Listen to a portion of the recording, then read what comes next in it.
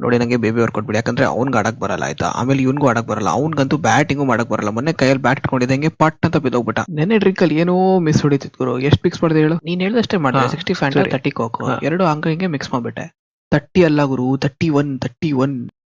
ನನ್ ಮಕ್ಕ ಏನ್ ತೋರಿಸಿ ಡಿಆರ್ಎಸ್ ತೋರಿಸು ಅವರ್ಸಿ. ರೋಹಿತಣ್ಣ ಏನ್ ಗುರು ಇವಾಗ? ನಾನು ಏನ್ ಅನ್ಕೊಂತಿದ್ದೆ ಅಂದ್ರೆ ಈ ಮ್ಯಾಚ್ ನ ಫಿಕ್ಸ್ ಮಾಡ್ಬಿಡ್ಬೋದು. ಪ್ಲೇಯರ್ಸ್ ಎಲ್ಲ ತುಂಬಾ ಈಸಿಯಾಗಿ ಒಪ್ಕೊಂತಾರೆ. ಅವನು ಅಂದ ಇವನು ಅಂದ. ಇದು CSK ಅಲ್ಲ ಆಯ್ತಾ, ನಮ್ಮ ಹತ್ರ ಅಂಬಾನಿನೂ ಇಲ್ಲ. ಸುಮ್ನೆ ಹೋಗು, ಜಾಸ್ತಿ ಮಾತಾಡ್ಬೇಡ. ಹೋಗ್ಲಿ, ಇವಾಗ ನೋಡು ಅದು ಹೊಸ ಹೋಟ್ಲ್ ಓಪನ್ ಆಗೈತೆ. ಇವಾಗ ಏನ್ ಮಾಡೋಣ ಅಂದ್ರೆ ನಮ್ ವಿರಾಟ್ ಕೊಹ್ಲಿನ ಸೆಂಟ್ರಲ್ ಕೂರ್ಸೋಣ.